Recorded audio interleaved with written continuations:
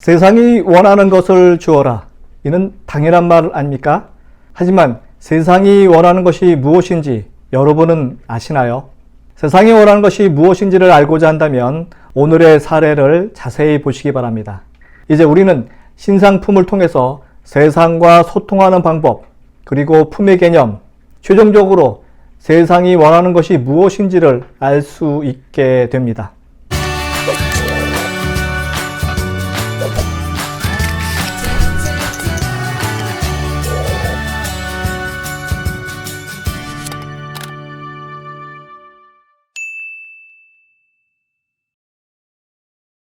안녕하세요. 유통구당 김앤커머스 대표 김영호입니다. 오늘의 주제는요. 제발 달 좀 보시오. 손가락만 보지 말고 말이요. 편입니다. 네, 재미난 주제죠. 세상을 살다 보면 사물이나 사건의 핵심, 본질을 흐리게 하는 사람들이 참 많습니다. 하지만 여러분은 항상 사물이나 사건의 본질에 집중해야 합니다. 달을 가리키면 달을 쳐다보면 됩니다. 손가락이 아니라 말입니다.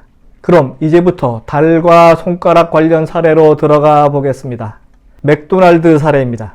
맥도날드는 밀크쉐이크를 디저트 상품군으로 분류해서 매출 증대를 시도하고자 했습니다.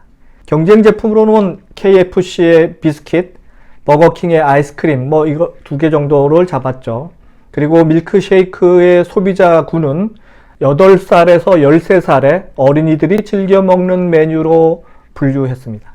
또 인구 통계학적으로 이들의 심리도 분석을 했죠. 면밀한 분석 후에 맥도날드는 밀크쉐이크의 품질을 개선했습니다. 과연 결과는 어떻게 되었을까요? 네, 매출에 아무런 변화도 없었습니다. 맥도날드는 자체 조사팀을 꾸려서 뭐가 문제였는지 조사하기 시작했습니다. 우선 맥도날드는 밀크쉐이크를 8세에서 13세 아동의 디저트 상품군으로 설정했었죠. 그렇지만 실제 소비자들의 구매 행위는 그들의 세운 가설과는 아주 틀렸다는 점을 발견하게 됩니다. 밀크쉐이크를 사러 오는 고객들 중에 50%는 혼자, 그것도 아침 시간에 상점을 찾았다는 점을 발견하게 됩니다. 또 고객들 중 대부분이 승용차를 타고 가게로 와서 밀크쉐이크만 단품으로 구입을 했다는 점, 드라이브 스루 방식이든 직접 오든 그런 방식을 택했다는 거죠. 이들은 바로 밀크쉐이크를 사고 차를 타고 출근길에 올랐다는 또 공통점을 발견하게 됩니다. 즉 8세에서 13세 어린이 고객이 아니라 출근하는 성인들에 의해서 구매가 이루어졌다는 현실을 파악하게 되고, 왜 이런 실수가 발생할 수 있었을까 고민하게 됩니다. 천하의 맥도날드에서 말이죠. 이것은 현장을 전혀 이해하지 않은 상태에서 판매 달성화를 만들었기 때문이 아닌가 싶습니다. 밀크쉐이크를 주로 언제 누가 구매해서 이용하는지에 대한 정확한 사전 정보를 갖추지 못한 것이 화근이었죠. 그렇다면 고객들은 왜 밀크쉐이크를 아침 출근 시에 구매를 했을까요? 여러분들 예측하실 수 있겠어요? 왜 이런 일이 발생했는지?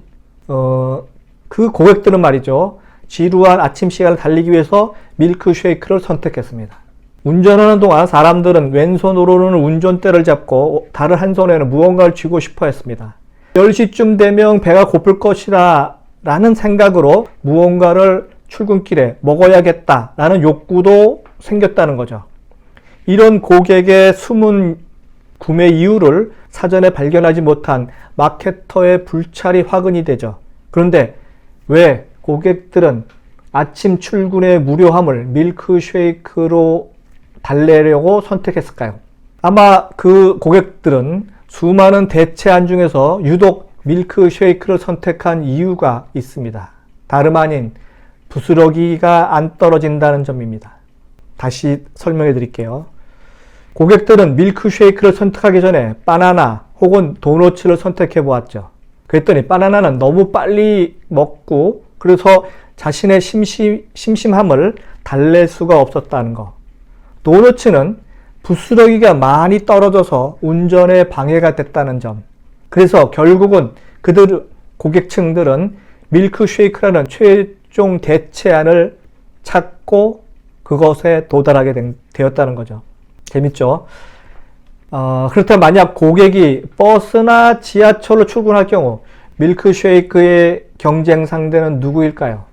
맥도날드는 밀크쉐이크의 경쟁 상대로 비스킷이나 아이스크림을 설정했지만 실제 현장에서는 경쟁 상대는 조간신문 혹은 스마트폰이 될 것입니다. 밀크쉐이크의 경쟁 상대가 신문이나 스마트폰이라고요? 그렇습니다. 이것이 바로 품의 개념입니다. 이것이 바로 세상과 소통하는 방법이기도 합니다. 그리고 세상이 원하는 것이기도 합니다. 이상 유통구단 김용호의 제발 달 좀 보시오 손가락만 보지 말고 말이요 편이었습니다. 다음 시간에 뵙도록 하겠습니다.